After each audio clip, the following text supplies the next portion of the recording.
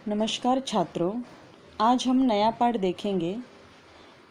पाठ क्रमांक 14 पल्लवन और इसके लेखक हैं डॉक्टर दयानंद तिवारी।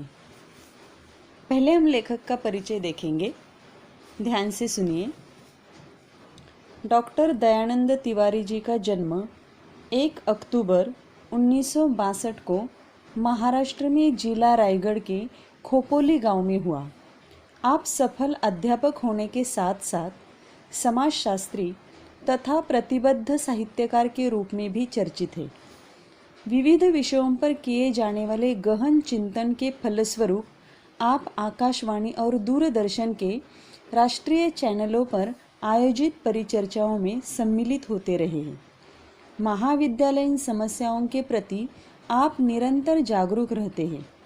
अध्ययन अध्यापन आदि शैक्षिक विषयों को लेकर आपका लेखन कार्य निरंतर समाज को दिशा निर्देश करता है। आपने विभिन्न राष्ट्रीय तथा अंतर्राष्ट्रीय संगोष्ठियों में समसामयिक विषयों पर मंतव्य रखा है। आपकी भाषा अत्यंत संप्रेषणीय और प्रभाव उत्पादक है। अब उनकी प्रमुख कृतियाँ कौन सी है वो देखिए। साहित्य का समाजशास्त्र, समकालीन हिंदी कहानी विविध विमर्श, चित्रा मुदगल के कथा साहित्य का समाजशास्त्र, हिंदी व्याकरण, हिंदी कहानी के विविध आयाम आदि। एकांकी, हिंदी साहित्य में एकांकी का विशिष्ट स्थान है। एकांकी को सरल भाषा में नाटक का लघु रूप कहा जा सकता है। जीवन के किसी एक अंश प्रसंग को एक ही अंक में प्रभावशाली ढंग से मंच पर प्रस्तुत करना एकांकी की विशेषता है। अपनी बात को व्यक्त करने हेतु वर्तमान समय में एकांकी को उपयोग में लाना लेखकों के लिए उपयुक्त सिद्ध होता है। अब पाठ परिचय देखिए। यहाँ पल्लवन की प्रस्तुति एकांकी विधा में की गई है। मतलब ये जो पाठ है तो पल्लवन का प्रकार, लेकिन इसे प्रस्तुत किस ढंग में किया है तो एकांकी विधा में किया है। साहित्य शास्त्र में पल्लवन लेखन को उत्तम साहित्यकार का लक्षण माना गया है। प्रस्तुत पाठ में पल्लवन अर्थात किसी उद्धरण, सूक्ति, सुवचन के विस्तारित अर्थ लेखन को अत्यंत सरल शैली में समझाया गया है।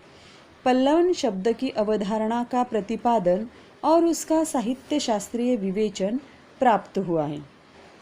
पल्लवन लेखन के विविध अंगों और नियमों को स्पष्ट करते हुए व्यावहारिक हिंदी के विभिन्न क्षेत्रों में उसकी उपयोगिता पर प्रकाश डालता है। तो इस प्रकार ये इस पाठ का परिचय हो गया। अब मैं आपको पाठ का सारांश संक्षिप्त में बताती हूँ, ध्यान से सुनिए। 12वीं कक्षा की फाइनल परीक्षाएं निकट है। हिंदी के अध्यापक विद्यार्थियों को पाठ्यक्रम का पुनरावलोकन करा रहे हैं। एक विद्यार्थिनी के पूछने पर वह पल्लवन के विषय में विस्तार से समझाते हैं। पल्लवन का अर्थ है फैलाव या विस्तार। जब किसी शब्द, सूक्ति, उद्धरण, लोकोक्ति, गद्य, काव्य पंक्ति आदि का अर्थ स्पष्ट करते हुए दृष्टांतों, उदाहरणों द्वारा उसका विस्तार किया जाता है तो उसे पल्लवन कहा जाता है। मैं आपको पल्लवन का फिर से अर्थ बताती हूँ, ध्यान से सुनिए। पल्लवन का मतलब है फैलाव या विस्तार। कोई भी उक्ति ले लीजिए या कोई उद्धरण ले लीजिए या कोई काव्य पंक्ति है तो उसका अर्थ स्पष्ट करने के लिए जो सीधी सरल भाषा का इस्तेमाल किया जाता है, दृष्टांत दिए जाते हैं, उदाहरणों द्वारा उसका विस्तार किया जाता है, उसे क्या कहा जाता है? पल्लवन कहा जाता है। विस्तार शब्द के कारण पल्लवन को निबंध समझा जाना चाहिए।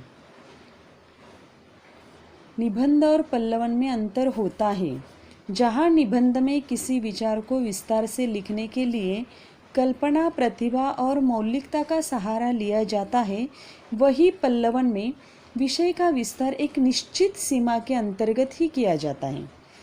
पल्लवन की कुछ विशेषताएं और नियम होते हैं।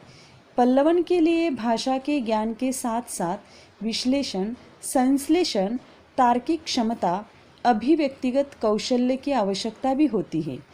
पल्लवन में भाव विस्तार के साथ चिंतन का भी स्थान होता है। प्रथम दृष्टि में किसी सूक्ति आदि का सामान्य अर्थ ही समझ आता है, परंतु जैसे जैसे उस सूक्ति विशेष को ध्यानपूर्वक और बार बार पढ़ते हैं तो उसमें निहित गूढ़ अर्थ स्पष्ट होने लगता है। पल्लवन की आवश्यकता पर प्रकाश डालते हुए अध्यापक स्पष्ट करते हैं कि वैज्ञानिक युग में पलने बढ़ने के कारण आज की पीढ़ी लेखकों, कवियों, विचारकों आदि के मौलिक विचारों को समझने में अक्षम रहती है। ऐसे समय में पल्लवन हमारी सहायता करता है। पल्लवन व्यक्तित्व निर्माण में महत्वपूर्ण भूमिका निभाता है। शारीरिक विकास के साथ साथ मनुष्य का बौद्धिक विकास भी आवश्यक होता है। पल्लवन का महत्व केवल शिक्षा तथा साहित्य में ही नहीं है, बल्कि उत्कृष्ट वक्ता, पत्रकार, प्रोफेसर, नेता, वकील आदि को भी इस कला का ज्ञान होना चाहिए। इतना ही नहीं, कहानी लेखन, संवाद लेखन, विज्ञापन, समाचार, राजनीति के साथ साथ अन्य अनेक व्यवसायों में भी पल्लवन का प्रयोग होता है। अब पल्लवन की विशेषता देखिए। पल्लवन की विशेषताओं को इस प्रकार लिखा जा सकता है: 1. कल्पनाशीलता, 2. मौलिकता, 3. सृजनात्मकता, 4. प्रवाहमयता, 5. भाषा शैली, 6. शब्द चयन, 7. सहजता, 8. स्पष्टता, 9. क्रमबद्धता। पल्लवन की 2 शैलियाँ प्रचलित है। उनमें पहली, इसमें प्रथम वाक्य से ही लेखक विषय पर आ जाता है। इसमें लंबी चौड़ी भूमिका बनाने की आवश्यकता नहीं होती। प्रारंभ से ही रोचक, उत्सुकतापूर्ण श्रृंखला में बंधे वाक्य लिखे जाते हैं। दूसरा, कुछ विद्वान मानते हैं कि प्रारंभ के 2-3 वाक्यों की भूमिका बनानी चाहिए, फिर 10-12 वाक्यों में विषय का विस्तार करें तथा अंत में 2-3 वाक्यों में समाप्ति करें। अब पल्लवन प्रक्रिया के जो सोपान हैं उसे देखिए। 1. विषय को भलीभांति पढ़ना, उसके भाव को समझना, उस पर ध्यान केंद्रित करना, अर्थ स्पष्ट होने पर एक बार पुनः विचार करना। 2.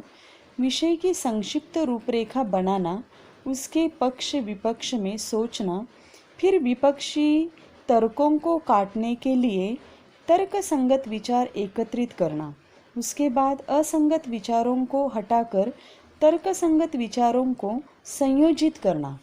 3. शब्द सीमा के अनुसार सरल और स्पष्ट भाषा में पल्लवन करना, लिखित रूप को पुनः ध्यानपूर्वक पढ़ना। पल्लवन विस्तार में और सदैव अन्य पुरुष में लिखा जाता है। पल्लवन में लेखक के मनोभावों का ही विस्तार और विश्लेषण किया जाता है। तो इस प्रकार ये हो गया पल्लवन पाठ का सारांश। तो कल की तासिका में हम परिच्छेद के अनुसार उसका स्पष्टीकरण या विवेचन देखेंगे। धन्यवाद।